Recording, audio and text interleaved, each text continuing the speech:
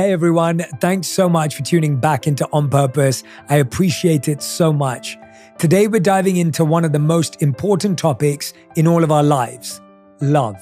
And love isn't just about romantic relationships. It's about understanding ourselves, building meaningful connections, and growing into the best versions of who we are. So in this special compilation episode, I've gathered wisdom from some of the best minds out there to help you navigate love with more clarity, confidence, and purpose. Number 1, how do we know if someone is wasting our time? Whether it's a relationship that feels stagnant or a connection that just doesn't seem to be going anywhere, we need to recognize the signs. To break it down for us, we have Stefan Speaks, relationship coach, speaker, and best-selling author. He's helped millions navigate love with honesty and self-awareness. Let's hear what he has to say. So to me, again, I think it always starts with self. And you have to be honest with yourself about why are you still here? Why are you holding on? What's really driving you? Because just use an example, let's say you're a woman and the only reason why you're holding on to this guy is because he's a nice guy. You don't feel like starting the process over with somebody else. So even though you're not feeling it with him, you figure, let me try to make it work. You're wasting your time. This is where you're setting yourself up for disaster every single time. So if it's not born out of a true connection, love, a genuine desire, you really like this individual, of course, there's always things we have to work through, but is the foundation strong enough for us to say, okay, we can make something special here? And I think once we are honest with ourselves, that kind of helps answer the question, because sometimes we get so caught up trying to analyze the other individual that it's like we get in our heads and now we're missing the mark on what's really important here. And we can't always say for sure what's going on with them. I will say that in general, if this person isn't willing to talk about things, they're wasting your time. If they're not willing to address or correct things that have been talked about, they're wasting your time. If you guys aren't on the same page about what you want and where you want to go in life, wasting time. So there are some things I think we can just look at and say, listen, this is pointless here. But a lot of times, and I have to say this, especially for women, women's intuition is extremely powerful. I'm a huge believer in it. And I feel like women know very early, this isn't it. But they rationalize reasons to convince themselves to give this man a chance. And this, again, is a waste of time because it just doesn't work. I've seen people turn what should have been maybe a couple weeks of dating into years of being married to someone they were not happy with. All because they did not listen to themselves from the beginning. They knew what it was, but they just could not accept it for what it was. I mean, I love that. It's such an important reminder. Trust your intuition and be honest with yourself. Sometimes we overanalyze the other person instead of checking in with our own feelings. Now, let's go even deeper. Number 2, how do we know if what we're feeling is true connection or just chemistry? Stefan explains the difference. Are you even being yourself, or can you be yourself with this individual? If you're presenting your representative, then this is not a real connection. This is them falling for that person that you're presenting, but that's not real. So to me, you should be already being yourself, but with that person you have a connection with, it's a more natural flow. We don't have to force it. We just feel so much more comfortable around them.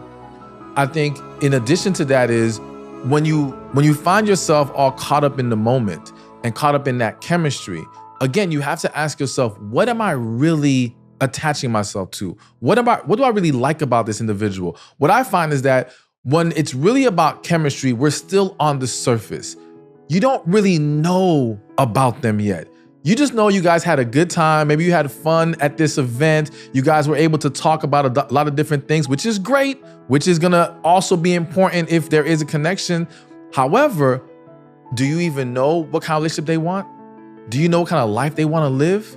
You know, are you guys really on the same page? I think connection is our paths align, our purposes align. So for us to align, we have to have a deeper understanding of where we're headed. And can we head there together?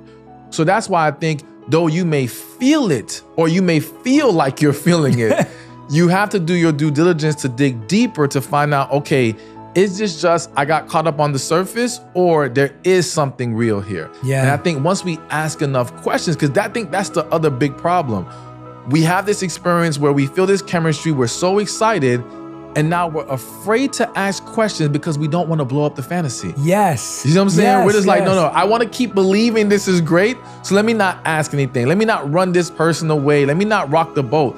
But that's going to be what tells us if this is real or not. I think for so many people, you set unrealistic expectations in who you are. Yes. And that's hard to come back from. Absolutely. Yeah. And that's why it's so important for us to know who we are so that we can present the real from the jump. Because again, a lot of times people, this idea that we're always changing. Yes, I do think we're always evolving, but some of the big shifts that you see it's not because that's just the way life is. It's because you didn't take the time to figure yourself out first. And then you got with this person and now you want them to adjust. Now, thank God for you, she was able to adjust. But there's a lot of people that they can't handle that. Yeah. And now everything falls apart from there. And so that's why, we have to be very careful with what we're presenting from the beginning. That's pure gold. Chemistry can feel intense, but it doesn't always mean long-term compatibility. Now, let's shift gears. Number 3, maybe you're single and wondering, am I behind? If you've ever felt that way, this next guest is for you. Lori Gottlieb is a psychotherapist, author of Maybe You Should Talk to Someone, and a relationship expert who's here to remind us why being single at 28 or any age is not a bad thing. You are exactly where you need to be if you are doing the work.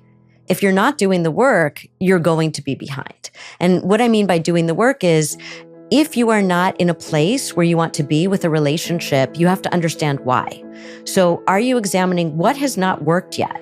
Why, if I am single and I don't want to be single, what can I be doing differently?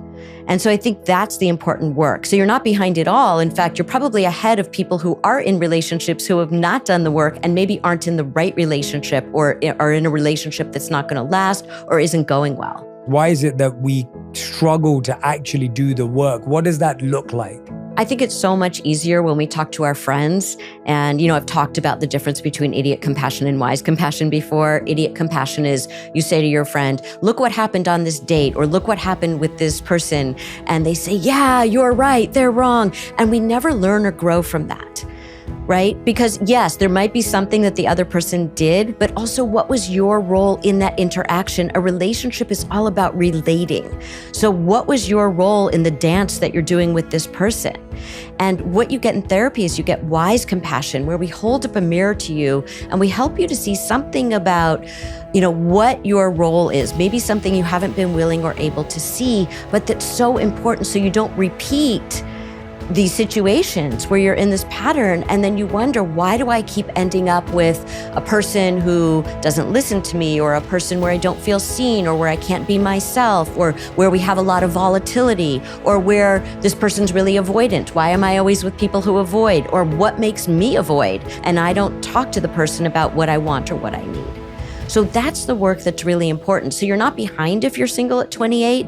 It's part of the process. If you're doing the work, you're much closer than you've ever been to finding the person that you want to be with. I love that perspective. It's not about timelines. It's about doing the work. But why do we resist the work? Number 4, why is self-awareness so hard? Lori's got some powerful insights on how understanding our patterns can help us build better relationships. We have this saying, we marry our unfinished business. We date our unfinished business too. So if you, let's say earlier in your life, you were around someone who, was neglectful, somebody who drank too much, somebody who lost their temper, somebody who wasn't honest, somebody who wasn't reliable. We think when we're dating as adults, like, I want the opposite of that. I want someone where I feel safe, secure, there's trust. But what happens is, unconsciously, again, if we haven't done the work, our unfinished business, we actually, our unconscious is, oh, you look familiar. Come closer. So on the surface, they don't look like that person. But then when you get to know them, you're a month in, you're 3 months in, you're 6 months in, you think, wow, that person reminds me of someone. This person feels so familiar. And that's why I was drawn to this person. It turns out this person is very much like what I grew up with, is very much like the person who hurt me growing up. So if you do the work, you're able to see, oh, that person, I see why I'm drawn to them, but I'm not drawn to them in a healthy way. And then if you do even more work, you're not even drawn to those people anymore. Now you're drawn to healthy people, stable people, flexible people, emotionally generous people, people whose values align with yours. That's who you're drawn to. So you have to do the work. Is there a healthy way of future tripping with the person? Is there a collective, collaborative future tripping? Like what does that look like? I think the future tripping is being in the present. And what I mean is what's happening now is what it's going to look like in the future. So instead of imagining, oh, this person will change in this way, or this we're going to have this kind of life, but you don't know if the other person wants that kind of life. If you're not talking about it now in the present, you don't know. How does this person treat me now? What is it like when we're together? The biggest indicator would be, we had a disagreement. How did we get through it? That's what your future is going to look like. We didn't agree on this. We were frustrated with each other. We had a difference of opinion. How did we repair that rupture? We talk a lot about rupture and repair. Everybody's going to have ruptures. You have it with your family members, with your friends, with your coworkers, with your parents, with your children, especially with your romantic partners, because we have this misguided notion that we shouldn't have a rupture with them because we're so in love and we see each other and we see eye to eye. But of course you're going to have ruptures. It's not so much whether you're going to have a rupture, it's what do you do with it and what does it look like? So if you have been dating for, let's say, 6 months and you haven't had a rupture, you guys are not going deep enough. You guys don't know each other well enough. You're still on your best behavior. You have to be able to be yourselves. That's going to tell you what the future looks like. So stop the pretending, be yourself, be what you want your future to look like, act like you want your future to look like, see how the other person acts, and see what happens between the two of you. And a repair would look like something like, oh, we're having a disagreement right now. Why don't we take 15 minutes and let's come back when we're not so heated and let's talk about that. Or, you made a mistake. You know what? I've been thinking about this. Say you have an argument. You say, we're not going to talk for a few minutes. Let's go cool off, whatever. You call them back and you say, you know what? I thought about it. I was wrong. And I'm so sorry. Here's what I did. And I wish I had done it this way. And that's great if your partner can do that or if you can do that, right? And then if your partner then can accept that without shaming you. If your partner can say, I really appreciate that. And I wish that I had reacted differently in this way. And how can I be more supportive in those moments? That's beautiful. That's your future. But you have to see it in the present. You can't imagine what the future is going to be. You have to actually live it in the present and say, oh, now I know it's going to be just like it is right now. Now that's a wake-up call.